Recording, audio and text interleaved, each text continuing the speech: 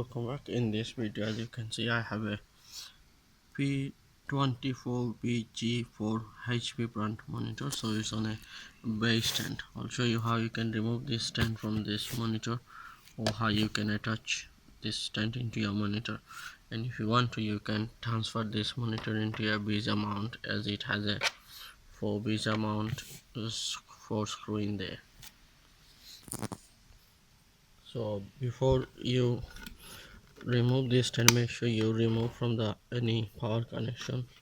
And to remove the base, you just simply need to press this and push backward from this, then you will remove the base. And this is the stand holder, and simply you just need to press here. It will release this